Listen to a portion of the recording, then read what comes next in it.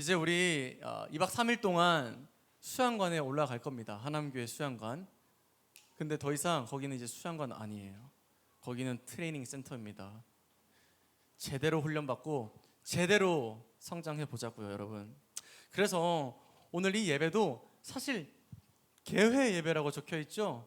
벌써부터 수련회가 시작되는 거예요. 아니요, 사실 지난주부터, 그 전부터 우리가 수련회를 마음에 품고 기도하는 그 순간부터 수련회는 시작됐고 예수님의 훈련은 시작됐어요. 여러분, 이 시간 말씀을 통해 집중해서 우리 이런 훈련 받겠구나, 이런 마음으로 올라가야겠구나 깨닫는 여러분들 되기를 바라요.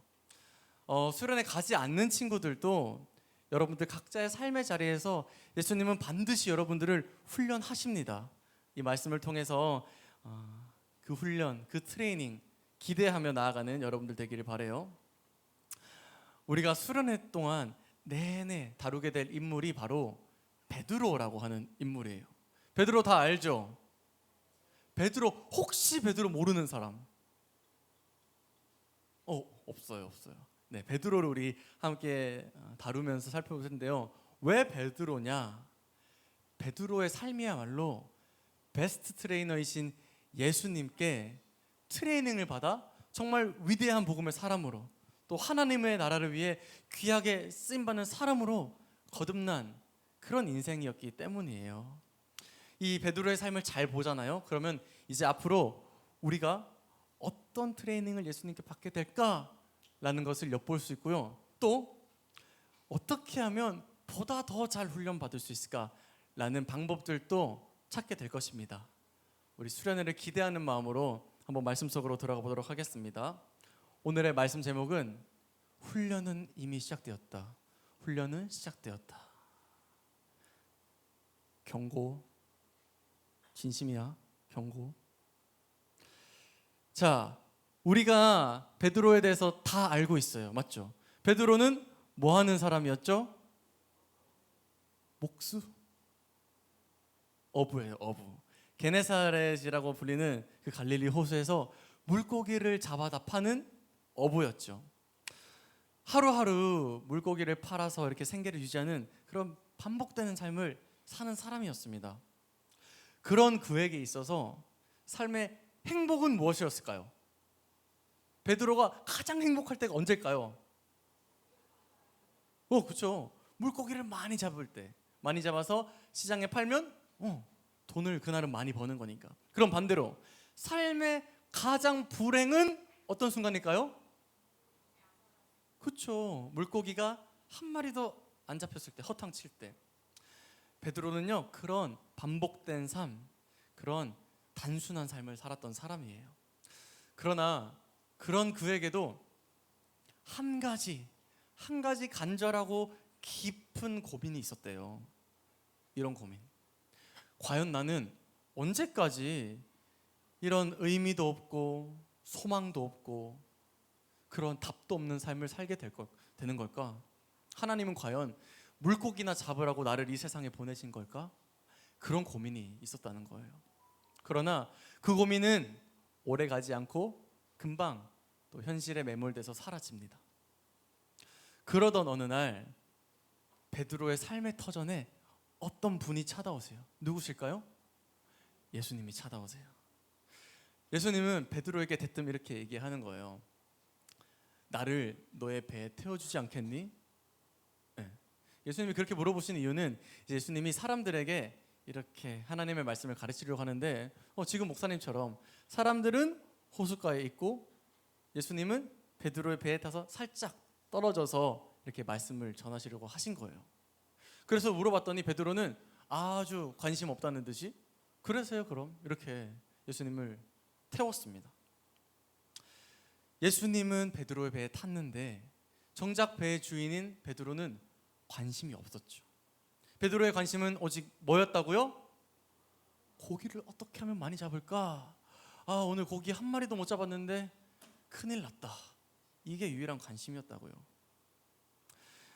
이렇게 어떡하지? 고기를 한 마리도 못 잡았네. 근심하고 낙심하고 있는데 예수님은 어느새 말씀을 끝마치셨나 봐요. 그래서 베드로에게 다가오십니다.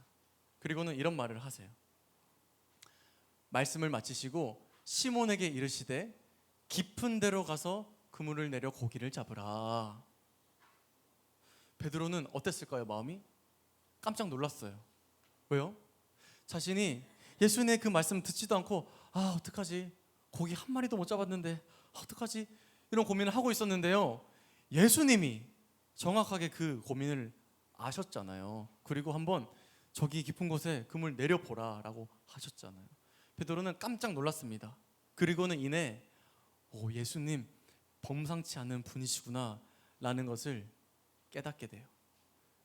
깨닫고 그 말씀에 또한 순종하게 됩니다. 시몬이 대답하여 이르되 선생님, 우리들이 밤이 새도록 수고하였으되 잡은 것이 없지만은 말씀에 의지하여 내가 그물을 내리리이다 하고. 그죠?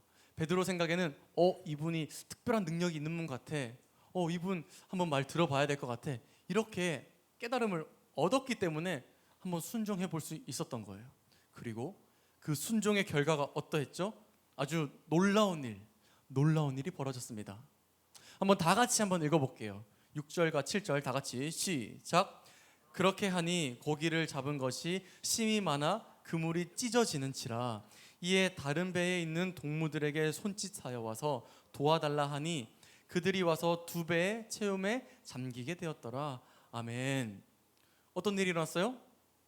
밤새도록 물고기 한 마리 잡지 못했습니다. 그런데 베드로가 예수님의 말씀에 순종했을 때 그물이 찢어지고 배가 잠길 만큼 많은 그런 물고기를 잡게 되었대요. 이걸 뭐라 그래요? 기적이라고 합니다. 기적. 예수님이 베드로를 찾아오셔서 삶의 문제를 해결해 버리시는 그런 기적이 일어난 순간이에요. 베드로의 입장에서는 이 기적을 뭐라고 또 부를 수 있을까요? 은혜라고 부를 수 있죠. 은혜를 입은 거예요, 베드로는. 여러분, 이 은혜의 경험 우리도 날마다 하면서 살아갑니다. 그렇죠? 우리도 매일매일 우리의 삶에 찾아오셔서 은혜를 주시는 예수님을 경험해요. 주일마다 말씀으로 찾아오시고 은혜 주시고, 찬양 가운데 또 여러 가지 모습으로 주님은 우리를 찾아오시고 은혜를 주시는 분입니다.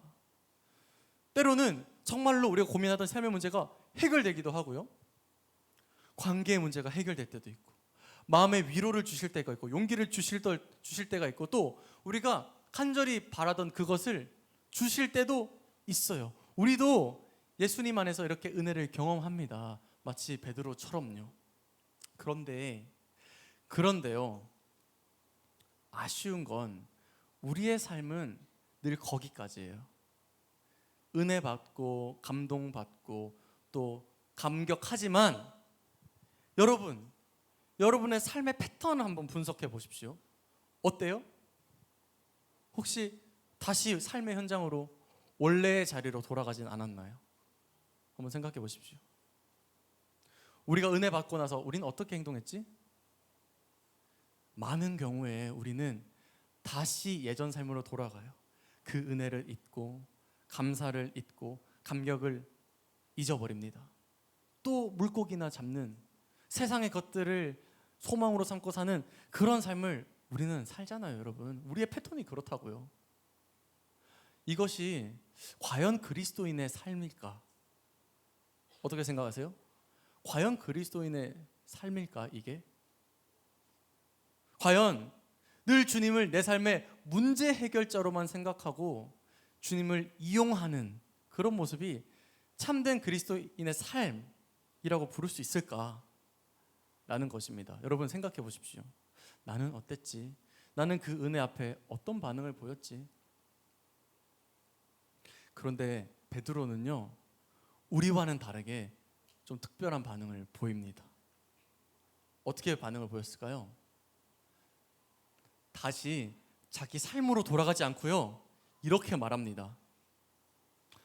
시몬 베드로가 이를 보고 예수의 무릎 아래 엎드려 이르되 주여 나를 떠나소서 나는 죄인이로소이다 하니. 이렇게 반응해요. 여러분, 베드로의 반응 어떻습니까? 먼저는 엎드립니다. 엎드리고요. 또 호칭이 변하고 있어요. 처음에 뭐라고 불렀어요? 선생님, 밤새 고기를 잡았는데 잘 안 잡혔어요. 선생님이라고 불렀다가 지금은 뭐라고 하고 있어요? 주여, 주님으로 호칭이 변화되는 그런 반응을 보입니다. 또 마지막으로는 나를 떠나달라고, 나는 죄인이라고. 이런 반응들을 종합해서 결론을 내리면 결국 베드로는요, 깨달았다는 것, 뭔가를 깨달았다는 걸 알게 돼요. 뭘 깨달았을까요? 예수님이야말로 자신의 의미 없고 소망 없는 삶을 구원할 수 있는 분이구나 라는 것을 깨달은 거예요. 예수님께 소망이 있구나 라는 것을 깨달았습니다. 그래서 베드로는 그저 자신의 문제가 해결된 것으로 기뻐하기보다는 다시 삶의 터전으로 돌아가기보다는 이런 일을 행하시는 예수님을 바라보게 된 거예요. 이런 일을 행하시는 누구를 바라보게 됐다고요? 예수님. 자, 따라해 보십시오. 예수님. 한 번 더. 예수님. 여러분, 이러한 태도가 여러분에게 있어야 돼요. 우리 문제가 해결되는 것, 우리의 삶에 그 괴롭히던 것들이 사라지면 다시 나의 삶으로 돌아가는 그런 태도 말고요. 예수님이 이 문제를 해결하셨구나. 예수님 누구시지? 라는 태도가 우리에게 필요합니다. 베드로처럼요. 베드로는 이렇게 생각했습니다. 이런 기적을 일으킬 수 있는 분이라면 의미 없고 소망 없는 내 인생이라도 구원하실 수 있겠구나. 저분께 답이 있구나. 하지만 베드로는 여전히 두려웠던 거예요. 구원자이신 그분을 선뜻 따라 나서기가 무서웠던 것입니다. 다 버리고 나아가기가 두려웠던 거예요. 그래서 이렇게 말했잖아요. 저를 떠나주세요. 저는 죄인입니다. 그때 우리 주님이 베드로에게 이렇게 말하세요. 중반부에 예수께서 시몬에게 이르시되 무서워하지 말라. 이제 후로는 내가 사람을 취하리라 하시니. 뭐라고 말씀하셨다고요? 무서워하지 말라. 무서워하지 말라. 두려워하지 말거라 베드로야. 나를 따르거라. 나는 너의 인생을 변화시킬 수 있단다. 내가 너를 그렇게 훈련시킬 거란다 라고 말씀하고 계신 거예요. 예수님은 두려워하는 베드로를 따뜻한 음성으로 지금 부르고 있습니다. 맞아요. 애초에 예수님은 베드로 한 사람을 부르기 위해 머나먼 갈릴리 호수까지 오신 거고요. 베드로 한 사람을 부르기 위해 그 모든 기적과 은혜를 베푸셨던 거예요. 사랑하는 여러분, 여러분들도 예수님을 만나고 경험한 후에 무심하게 과거의 삶으로, 옛 삶으로 돌아가 버리는 것이 아니라 베드로처럼 예수님이 우리의 삶의 소망이고 또 정답이심을 고백하며 또 깨닫게 되는 그런 은혜가 있기를 축복합니다. 근데 알아요, 여러분, 사실 두렵죠. 여러분들이 예수님을 믿고 있다는 거 목사님은 알고 있어요. 또 예수님께 소망이 있고 예수님이 구원자라는 거 여기 모르는 사람이 어디 있어요? 다 알 거예요. 근데 우리가 왜 따르는 게 무서워요? 따르는 게 왜 무서워요, 여러분? 손해 볼 것 같아서. 예수님 따랐다가 내 삶에 내가 정한 길이 있는데 예수님 따라갔다가 망할까 봐, 손해 볼까 봐, 또 이 길이 잘못된 길이면 어떡하지? 하는 두려움이 여러분들 가운데 있잖아요. 그래서 예수님이 길이요 진리요 생명이신 거 다 알면서도 선뜻 나서지 못하는 거 아닙니까? 베드로처럼요. 그러나 여러분 잘 들으세요.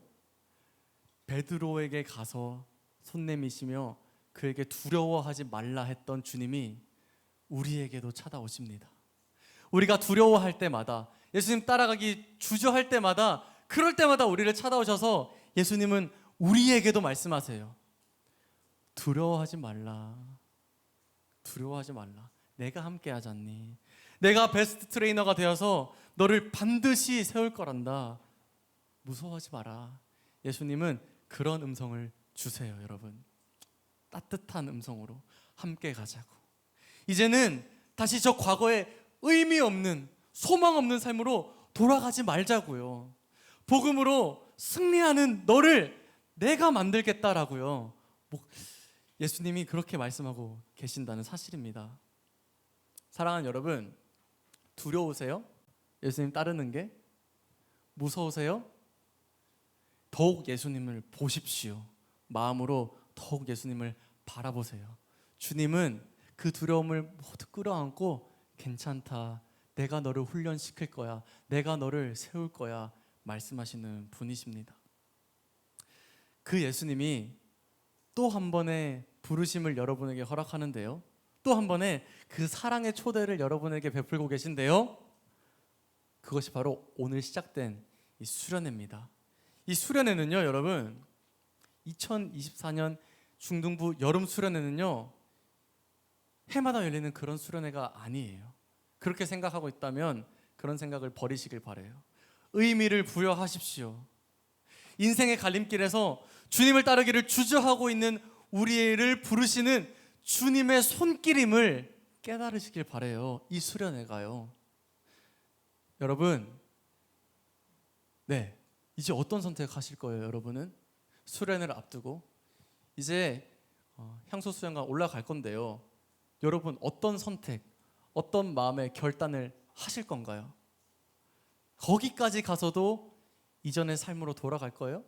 거기까지 가서도 맨날 고민하고 살던 거, 그런 거 계속 고민하면서 2박 3일 날려버릴 건가요? 아니면 예수님의 그 음성을 듣고 주님을 따라가야겠다 결단하실 건가요? 베드로는 그 주님의 부르심, 따뜻한 음성, 두려워하지 말라, 내가 너를 사람 낭업으로 세울 것이다 라는 음성에 어떻게 대답했을까요? 한번 보겠습니다. 11절인데요, 이렇게 행동합니다. 그들이 배를 육지에 대고 모든 것을 버려두고 예수를 따르니라. 베드로가 어떻게 행동했다고요? 모든 것을 버려두고 예수를 따르니라. 여러분, 이것이 우리의 고백이자 우리의 결단이 되기를 간절히 바랍니다. 아멘? 아멘? 우리 한번 따라해 볼게요. 모든 것을 버려두고 예수를 따르니라. 한 번 더요. 우리의 고백으로. 모든 것을 버려두고 예수를 따르니라. 아멘? 베드로는요, 두려움을 무릅쓰고 결단하며 예수님을 따라갑니다. 모든 것을 버려두고요. 그랬더니 훗날 놀라운 복음의 사람, 교회를 세우는 위대한 하나님 나라의 사람이 되었다는 것을 우리가 기억해야 됩니다. 마찬가지로 우리에게도 그 결단이 필요해요. 이 수련회를 앞두고, 이 예수님의 부르심을 앞두고요, 세상의 것들을 뒤로 하기로 하는 그런 결단, 주님을 따르기 위해 주저하던 내 마음, 주님을 향한 의심, 또 이 하나님에 놔두고 온 것들, 학교 생각, 학원 생각, 친구 생각, 기타 여러 가지 근심 걱정들, 여러분들 베드로가 그물과 배를 모두 버리고 떠났다면 우리는 이런 것들을 버려야 된다는 거예요. 여러분, 다 버리십시오. 다 버리세요. 다 버리세요. 지금 이 자리에서 다 버리고 갑니다. 우리는 하나도 가지고 가지 않을 거예요. 학교 생각, 학원 생각, 세상의 것들 고민하는 거, 이 시간 이후로부터 다 버리고 갑니다. 아멘이시죠? 아멘. 그것을 버리고 주님 만나야지 주님께 뛰어드는 친구에게는 큰 은혜가 있을 것임을 목사님은 확신합니다. 우리 이제 수련회 가서요, 베스트 트레이너, 최고의 코치 되시는 예수님을 만나게 될 거예요. 그분을 만났을 때 여러분, 주님, 저 다 버리고 왔어요. 주님, 나를 훈련시켜 주세요. 이러한 고백이 여러분들에게 있기를 바라요. 주님이 반드시 그렇게 하실 것입니다. 그렇게 결단하고 나아가는 모든 친구들에게 정말로 주님께 훈련받고 복음의 사람으로 우뚝 서는 그런 은혜가 있기를 간절히 축복합니다.